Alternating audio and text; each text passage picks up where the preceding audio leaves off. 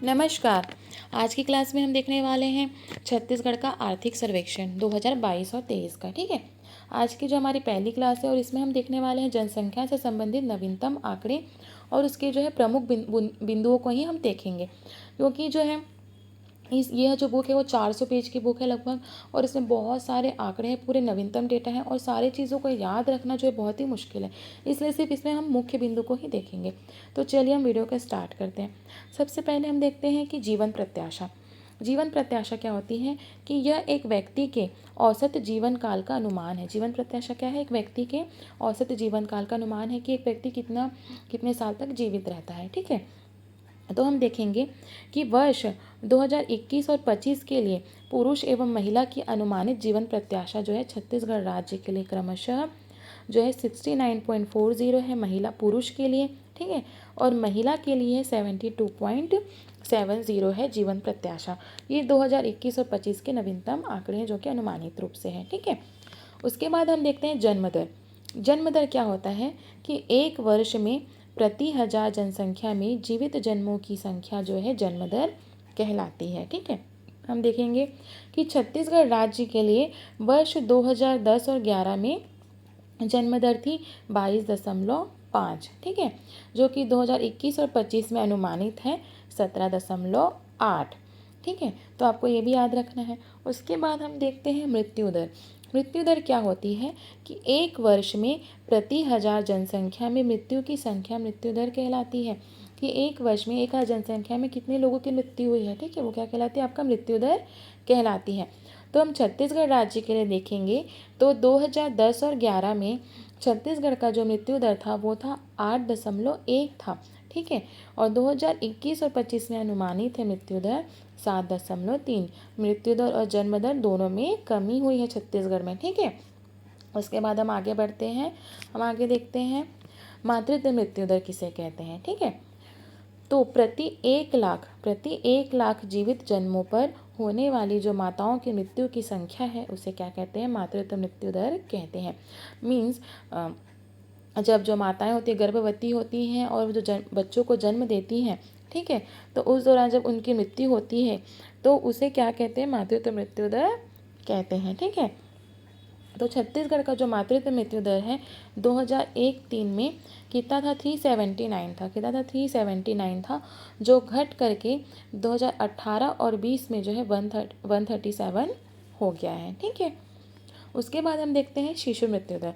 शिशु मृत्यु दर क्या होती है? पहले हम देख लेते हैं कि प्रति 1000 जीवित जन्मों पर एक वर्ष से कम आयु के बच्चों की जो मृत्यु हो जाती है तो उसे हम शिशु मृत्यु दर कहते हैं। ठीक है, जैसे मान लीजिए कि 1000 जीवित जन्म मतलब 1000 बच्चों का जन्म हुआ और एक वर्ष के अंदर उनमें से कुछ बच्चे मर गए, ठीक है, उनकी मृत्यु हो गई, तो उसे क्या कहेंगे? हम शिशु मृत्यु दर कहेंगे।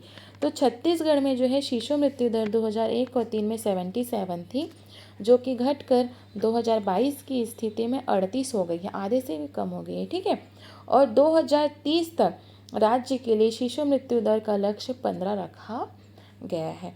तो ये आपको याद रखना है। उसके बाद हम नेक्स्ट देखते हैं जनघनत्व। ठीक है, तो किसी भी क्षेत्र में प्रति वर्ग किलोमीटर में निवास करने वाली जनसंख्या को क्या कहते हैं? जनघनत्व कहते हैं। ठीक है, हम देखते हैं कि छत्तीसगढ़ का जनघनत्व जो है 189 था 2011 में, तो और 2023 में अनुमानित है 223। कितना था? 223 जो है अनुमानित है 2023 के लिए। ठीक है, देखिए जनसंख्या में वृद्धि होगी तो जनघनत्व में वृद्धि होगी। मान लीजिए 1 वर्ग किलोमीटर का क्षेत्र है, पहले यहाँ पर जो है 100 जनसंख्या निवास करती थी। ठीक है, अब क्षेत्रफल तो उतना ही रहेगा ना 1 किलोमीटर, लेकिन जनसंख्या में वृद्धि होगी तो यहाँ पे मान लीजिए 120 जनसंख्या पे निवास करती है, तो ऑब्वियस जनघनत्व भी क्या हो जाएगा? बढ़ जाएगा 1 किलोमीटर के हिसाब से। इसलिए जब जनसंख्या बढ़ती तो जनघनत्व भी क्या होता है? बढ़ता है। ठीक है, तो भारत में अभी छत्तीसगढ़ में जो है 2023 में अनुमानित है 223। ठीक है, आपको याद रखना है। उसके बाद हम देखते हैं साक्षरता दर। साक्षरता दर क्या होती है कि 7 वर्ष और उससे अधिक आयु के जो लोग होते हैं, ठीक है, 7 वर्ष और उससे अधिक आयु के लोगों में साक्षर जनसंख्या का अनुपात क्या होता है? साक्षरता दर कहलाता है। मान लीजिए कि 7 वर्ष और उससे अधिक आयु के लोगों की संख्या 1000 है। ठीक है, मान लीजिए कि 1000 जो लोग हैं 7 वर्ष और उससे अधिक आयु के लोग हैं, क्योंकि 7 वर्ष में बच्चा क्या होता है, पढ़ना लिखना सीख लेता है, मतलब वो अक्षरों को समझता है, पढ़ लेता है, ठीक है। तो इसलिए 7 वर्ष से अधिक आयु के लोगों को जो है साक्षर होना चाहिए, मतलब पढ़ा लिखा होना चाहिए। तो मान लीजिए वो 1000 लोग थे, और यहाँ पे छत्तीसगढ़ की जो मान लीजिए कि जनसंख्या जो है 800 जो है साक्षर जनसंख्या, ठीक है, 800 लोग पढ़े लिखे, और इसका प्रतिशत निकालते हैं अनुपात में, तो 80% क्या हो जाएगा, साक्षर जनसंख्या आपकी निकल जाती है, ठीक है। तो इस तरह से साक्षरता दर निकाली जाती है। तो हम देखेंगे साक्षरता दर समझ में आपको कि 7 वर्ष उससे अधिक आयु के लोगों में साक्षर जनसंख्या का अनुपात क्या कहलाता है, साक्षरता दर कहलाता है। और छत्तीसगढ़ की जो साक्षरता है वो दर जो है 2011 में 70.28 थी, और 2023 में बढ़ करके अनुमानित है ये 74.53 हो गई है, ठीक है, ऐसा अनुमानित है 74.53 हो गई है। उसके बाद हम देखेंगे लिंगानुपात। लिंगानुपात क्या होता है कि प्रति 1000 पुरुषों पर स्त्रियों की संख्या लिंगानुपात कहलाती है। छत्तीसगढ़ का जो लिंगानुपात है 2011 में 991 था, तथा 2023 में घटकर जो है 955 हो गया है, ठीक है। मीन्स इस मामले में जो है छत्तीसगढ़ की स्थिति बिल्कुल भी सही नहीं है, क्योंकि लिंगानुपात बढ़ना चाहिए बट यहाँ पे कमी शो हो रहा है, ठीक है। तो 955 है, 2023 में अनुमानित है, आपको याद रखना है, ठीक है। तो ये जो है पूरे नवीनतम डाटा है, आंकड़े हैं जो कि इस बुक में दिए गए थे और बहुत ही इंपॉर्टेंट है, तो इन सारी चीज़ों को आपको याद रखना है। इसके साथ ही अगर आप पूरा आर्थिक सर्वेक्षण पढ़ना चाहते हैं 2022 और 23 का, वो भी इम्पॉर्टेंट फैक्ट ही जानना चाहते हैं, तो मेरे चैनल को सब्सक्राइब जरूर कीजिएगा। धन्यवाद।